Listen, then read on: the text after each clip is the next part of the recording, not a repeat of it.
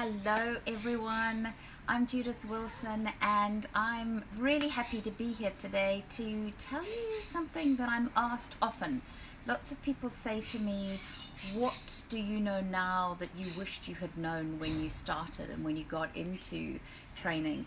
And with things going on in the turbulent world as they are now, I find that a lot of people are starting to get into training, and I want to help them buy themselves speed so that they're not having to figure it out the long, hard way as I did right at the beginning. So thank you to those of you that are on live. I can see people coming in and giving me love hearts. Thank you very much. This is a good thing. And to those of you who are watching the replay, then hi, thanks for taking the time. This is pretty cool because I'm going to go through 7 key points that if I were to do everything all over again, I would make sure I wanted to know these things and keep these 7 things as primary focus in my business. And the first one, definitely hands down, is get yourselves a mentor. Now, I know I would say that, of course, because I do this and I'm a mentor, but it is critical. And for the first sort of 10 years of my business, I didn't. I tried to do it on my own. And of course, it took me ages to get the type of progress that I've been able to have since having a mentor.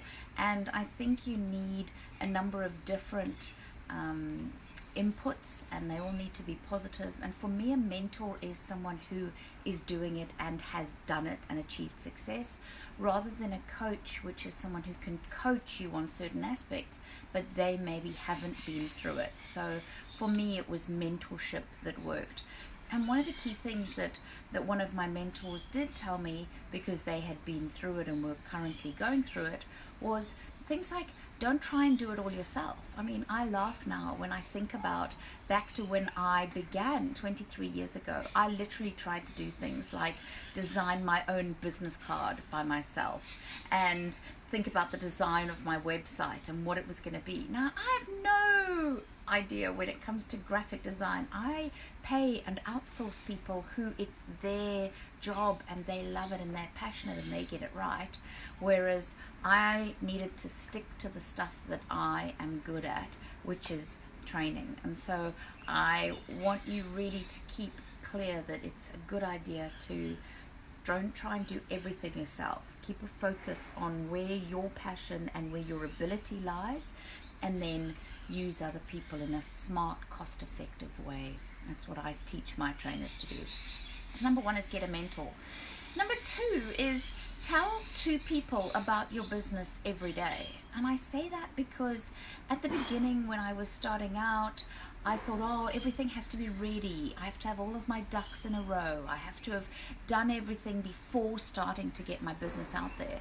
Whereas I realize that it's an accumulative effect. If I have a mindset of, I need to put it out there, I need to tell people about my business.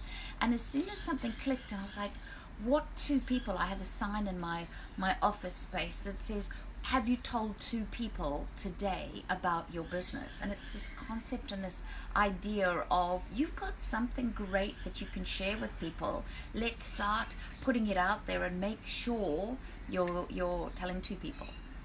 Number 3 is an important one, and it's a bit of a psychology one here. It's don't ever be too desperate. And I think at the beginning in business, we are desperate. We'd love that first gig. We'd love the company to say, yes, I'm going to take you. And so we're like, oh, I'll do anything, just book me because I want to show you I'm good. And I think we can smell desperation. So make sure that you're not overly eager. It needs to be a business to business sale.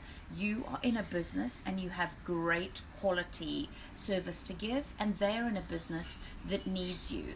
And so you really do want to feel your confidence rather than going, oh, I'll discount my pricing, or I'll do something to get you to take it. You don't want to necessarily do that. You want to have faith that you offer an amazing product and service. Number 4, have marketing days and training days. I think at the beginning I was so keen, and I see trainers that come through my program be so keen to do training all days that they can, and they're like, I'm so excited, I'm getting heaps and heaps and heaps of training. And we need to be really clear about how to pace ourselves so that it's really easy in that month after month. We have this gorgeous system where business is coming into us. It's not this, I'm frantically busy, so I'm not going to do marketing, and then, oh, I've finished doing all of those contracts and now I need to do marketing. You want it to be this gorgeous system that I teach people to do, where they know what to do and how it's this well-oiled vehicle that keeps business coming in for each of the months. And that means being, fairly aware of when am I going to train and when am I going to do the exciting part, which is the marketing and putting it out there. Number 5, say no to what won't work. I'll say that again, say no to what is not going to work. I very clearly remember about 22, 23 years ago sitting across from a decision maker, and they were describing a training session that literally had about what felt like 11 different components of 11 different courses all together, and I could tell that it wasn't going to work. It was bitty and they were trying to cover too much and we weren't going to do any of it properly. And I was like, okay, well, I'll see if I can make it work, which goes back to number 3, which was the don't be desperate bit. And so I now have the confidence, and I have for many, many years now, to say, actually, that doesn't work. Trying to put all of those 3 courses together in a one-day session or in a shorter virtual session, whatever it might be, is not going to work. So please don't do that, okay? And it's really key to, I'm just going to grab my notes, make sure that I've got the other 2 that I've written down for you. Have the confidence to say what is and what isn't going to work, because it's really important. You're the professional trainer and often your client needs guidance. Number 6 is have a marketing schedule. I think when I started marketing, it was random, and I was like, oh, I'm going to do a piece, I'm going to put it out there, or oh, I'm going to tell someone, or oh, I want to speak at a gig, and it was very haphazard. It didn't have a lot of structure to it. So I would say, to run a professional business and to make it easier, have a marketing schedule. And that's certainly what I teach my trainers to do, is how to put that in place so that you're very calm every month. You know what's going to happen and what you need to do to keep having it come in. And number 7, the final one, is build credibility. Really important that you know how to position yourself with credibility, because you can be the best trainer in the world, you can be amazing, but if you don't know how to put it out there with credibility, then people aren't going to know, or aren't going to know to book your services as the best trainer in XXX, whatever topic that you teach.